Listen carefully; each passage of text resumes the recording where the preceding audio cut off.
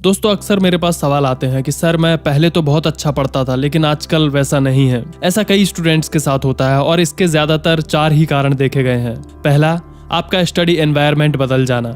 मतलब कि पहले आप जिन टीचर्स से पढ़ते थे, जिस तरीके से पढ़ते थे, अब वो तरीका बदल चुका है। इसका दूसरा कारण हो सकता है कि आप गलत संगत में पड़ गए हैं। पहले आपके दोस्त किसी और तरह के हुआ करते थे लेकिन अभी किसी और तरह के हैं। इसका तीसरा कारण हो सकता है आपके घर का वातावरण। आपके घर में शांति का माहौल नहीं रहता है। आपके मम्मी पापा हो सकता है झगड़ा करते हो, भाई बहन एक अनकंफर्टेबल एनवायरनमेंट बनाकर रखते हो। इसका चौथा और सबसे महत्वपूर्ण कारण ये है कि आपने रॉन्ग सब्जेक्ट सिलेक्ट कर लिया है। आप गलत फील्ड की स्टडी कर रहे हैं। आपको जिस सब्जेक्ट की पढ़ाई करनी चाहिए थी आप उसकी जगह किसी और फील्ड में आ गए हैं। ऐसा घर वालों के दबाव की वजह से हो सकता है या फिर देखा देखी में कि आपके दोस्तों ने ये सब्जेक्ट लिया है तो आप भी उन्हीं के पीछे पीछे चल दिए। खैर, मेरे पास आपके लिए एक बेहतरीन कहानी है जो आपको हेल्प करेगी एक सही डिसीजन लेने में और आगे बढ़ने में। कहानी में बताया गया कैरेक्टर हो सकता है कुछ लोगों से मैच ना करे, इसके लिए कहानी को बीच में छोड़ना गलत होगा क्योंकि इसका एंड आपके लिए बहुत ही फायदेमंद है और कहानी के एंड में आप सभी के लिए एक बोनस टिप भी है, इसीलिए कहानी को पूरा जरूर सुनिएगा। तो चलिए बिना समय गवाए कहानी शुरू करते हैं। अमित एक मिडिल क्लास फैमिली का लड़का था। वह बचपन से ही बड़ा आज्ञाकारी और मेहनती छात्र था, लेकिन जब से उसने कॉलेज में एडमिशन लिया था उसका व्यवहार बदलने लगा था। अब ना तो वो पहले की तरह मेहनत करता और ना ही अपने माँ बाप की बात सुनता। यहाँ तक कि वो घर वालों से झूठ बोलकर पैसे भी लेने लगा था। उसका बदलता हुआ आचरण सभी के लिए चिंता का विषय बन चुका था। जब इसकी वजह जानने की कोशिश की गई तो पता चला कि अमित बुरी संगत में पड़ गया है। कॉलेज में उसके कुछ ऐसे दोस्त बन गए हैं जो फिजूल खर्ची करना और सिनेमा देखना और सिगरेट वगैरह पीने के शौकीन हैं। ये बात पता चलते ही सभी ने अमित को ऐसी दोस्ती छोड़ पढ़ाई लिखाई पर ध्यान देने को कहा, लेकिन अमित को इन बातों से कोई असर नहीं पड़ता। उसका बस एक ही जवाब होता, मुझे मेरे अच्छे बुरे की समझ है। मैं भले ही ऐसे लड़कों के साथ रहता हूँ पर मुझ पर उनका कोई असर नहीं होता। दिन ऐसे ही बीतते गए और धीरे धीरे एग्जाम के दिन आ गए। अमित ने एग्जाम से ठीक पहले कुछ मेहनत की, लेकिन उतनी मेहनत काफी नहीं थी। वह एक सब्जेक्ट में फेल हो गया। हमेशा से अच्छे नंबरों से पास होने वाले अमित के लिए ये किसी जोरदार झटके से कम नहीं था। वह बिल्कुल टूट सा गया। अब ना तो वह घर से निकलता और ना ही किसी से बात करता।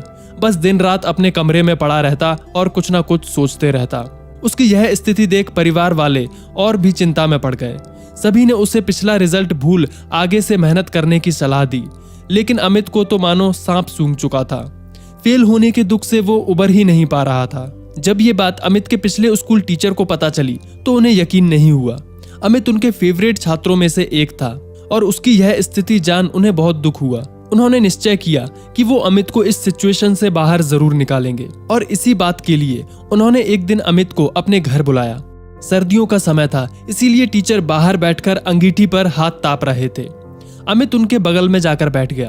अमित बिल्कुल चुप था और सर भी कुछ नहीं बोल रहे थे। 10-15 मिनट ऐसे ही बीत गए पर किसी ने एक शब्द नहीं कहा। फिर अचानक सर उठे और चिमटे से कोयले के एक जलते हुए टुकड़े को निकालकर मिट्टी में डाल दिया। वह टुकड़ा कुछ देर तो गर्मी देता रहा, लेकिन फाइनली वो भी ठंडा पड़ चुका था। यह देख अमित थोड़ा एक्साइटेड हुआ और बोला, सर आपने उस टुकड़े को मिट्टी में क्यों डाल दिया?